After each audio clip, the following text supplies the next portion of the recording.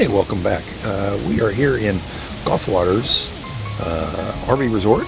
It is in Port Aransas, Texas, and we're doing another of our little chapters on what it's like to be in a seaside community during the winter. So it's January 2025, and we're going to show you what this place looks like in the winter. So to start off, we'll figure out exactly where is Port Aransas. Well, it's just here to the south of Texas on the Texas Gulf, and just south of Corpus Christi. You can enter the island here from the north like we did, the kind of northeast of it, and come across on this ferry. But you can also come across through Corpus Christi and down across the bridges. But this is the kind of pretty and fun way to enter onto the island. You can bring your RVs on here, but be aware that during busy seasons there can be a long line getting onto that ferry. But we stayed here at Gulf Waters RV Resort, as I mentioned, and it's the only RV park that's directly on the water. Each one of the sites here are individually owned, and the owners take care of them and upgrade them and add amenities, and then the RV park will actually rent them out for the owners. And ours actually is owned by the site here beside us. They own both these sites, and I guess they live in one and rent out the other one. But beautiful place, fun way to stay on the island in a nice resort type RV park. Ours had this little cabana thing out there and even a little fire pit behind there, so you could sit out there and drink your Corona and have a cigar or something. They even had a live band there on like Friday or Saturday nights. Take a listen here.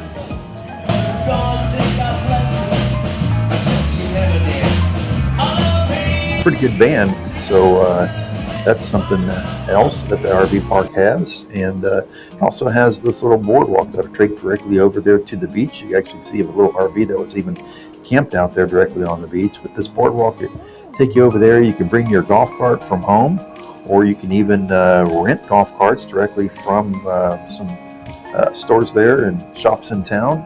Or I just brought my bicycle, rode my bike out onto the beach pretty much every day, and a lot of fun just going out there, relaxing, seeing the sights, riding along the beach here. You'll come across lots of people who are surf fishing. I came across this guy here who was surf fishing, but he was doing it in a different way, and I kind of liked his method. This guy actually uses this little drone, flies the drone out there, drops his line from the drone. That way he's not having to use kayaks or wade out there into the water with the sharks or whatever. He takes his drone takes his line out, drops the line out into the surf, and then he just reels it back in whenever he's ready for it. So I think this is the way I'm going to do it. This looks like the right way to me. But like I said, you will come across lots of different people out there surf fishing. There's also tons of kites out there, and we even bought a kite from a little store in town there. I bought this dragon kite, and came out here. Again, it's nice and breezy in the winter, so you've got fly kites, but there's nobody around to get in your way. So a nice relaxing afternoon out there. You can drive directly out onto the beach, not just your golf carts, but you can drive from Gulf Waters in your vehicle or in your golf cart all the way down the beach, all the way down to town there. So my wife out there feeding some seagulls. Go in town there and go to the marina. You can charter some dolphin watching excursions, or you can go out here on the piers and fish from the piers. There's another big long pier out there, or just from the piers you can watch the dolphins out there playing behind the big boats. This is Shorty's Pub. I think it's the oldest pub in the on the island, and it's actually in a different location, and they physically picked the whole place up and brought it to this new location. But this beer house is a great place to go check out if you want to. It's a nice warm day and you want to sit out on these swings. Beautiful patio area, and it's definitely the best food on the island. And I had this Monte Cristo, which was amazing.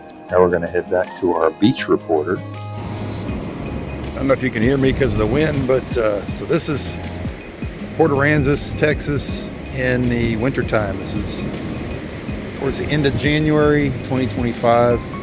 And so this is what the beaches are like. There is nobody out here. Of course, it is pretty windy and a bit chilly. I think it's about 50 degrees right now, but this is is what you can expect. I want to swing around the other direction here, but it's going to get pretty windy now.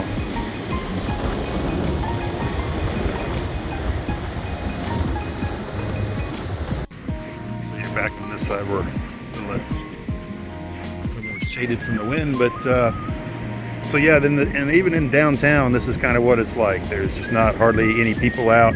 In the summer, restaurants that we normally have to wait in line to go into, here in the winter, you just walk in and they say just pick a table. So completely different vibe here.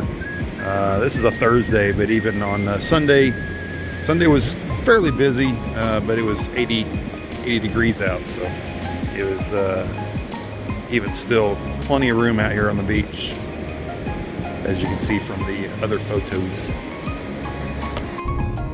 So it was winter and it does get cold there, so we decided to check out this ceramic shop, and went in there. We painted up some ceramics and then they fired them for us, and we came back a couple days later and got to pick those up. And then since it was cold, we drove down here to the I think this is the Mustang Island. So we're at the visitor center for the Padre Island National Seashore. It's a 70-mile long beach here. Goes all the way down to the border of Mexico. Way down that way.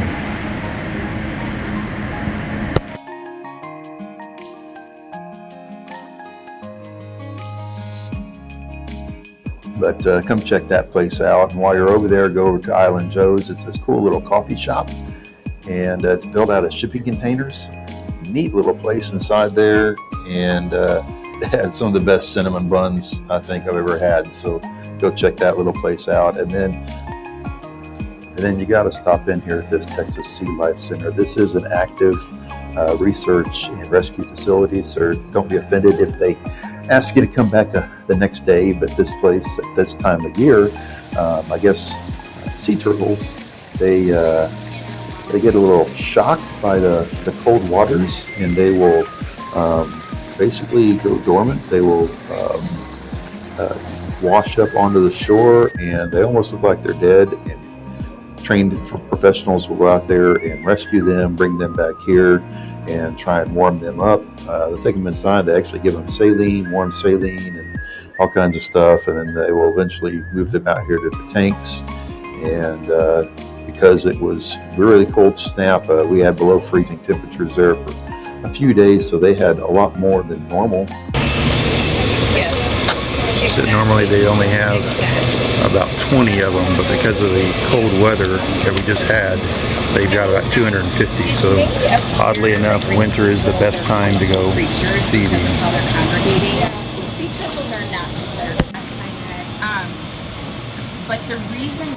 But it was a lot of fun to go out there and see the research they're doing and the rescues that they're doing, and how they're rehabilitating these sea turtles so that they can put them back out into the wild. And really, really neat to go and experience this. And because it's winter, they're not very busy. And so my wife and I actually had almost like a private tour. We just had just the two of us in our little tour group, and got to get up close and see these. And I hate talking over the lady that was our nice tour guide. She's been very informative and really just answered every single question that we possibly had. You be nice to Vanessa. He's showing out. Yes, he is. All the birds that we have, we keep those jessups on there for a couple of reasons. One is that they didn't just have sea turtles. Like I said, it is an animal rescue, and so they had lots of birds. They even had a land tortoise that was out there, but of course he was inside because it was cold. They had all these birds that are out there, and I think a lot of these, they said, would not be able to be returned to the wild because of their injuries, but some of them could. This owl was a hoot, ha ha ha, dad joke time. But this owl was really funny, really sweet, and just an absolutely beautiful creature. I'll try and throw the names in here, but they also had this porcupine, adorable thing. They do not shoot their quills, so there is no danger. But we did get a quill from the gift shop. she just loves the sweet potatoes. She usually leaves the greens behind, so the broccoli, the cabbage, the Brussels sprouts. And again, some more birds. Again, I'll try and put at least type of birds, if not the name of the birds.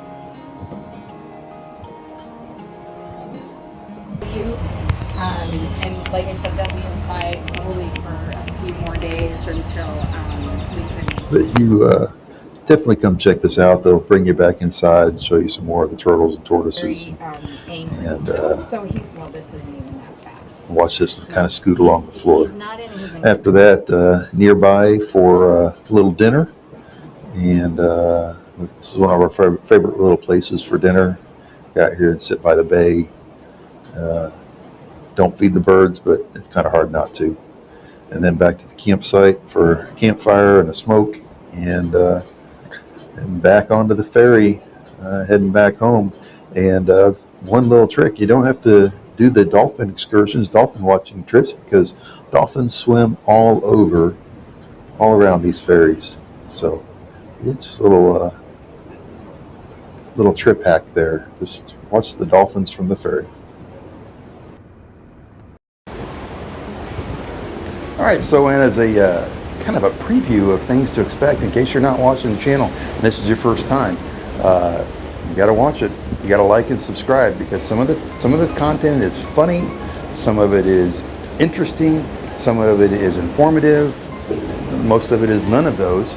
But you're not going to know unless you like and subscribe. So currently, we are on a transatlantic cruise from New York all the way into the Mediterranean Sea to Rome. So currently passing through the Straits of Gibraltar, about to see the Rock of Gibraltar.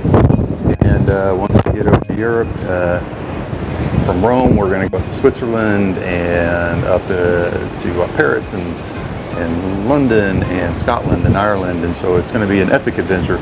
We're currently on the Norwegian Epic, so if you like that kind of content or just all the random content that we have, you need to like and subscribe, and that way stuff comes up.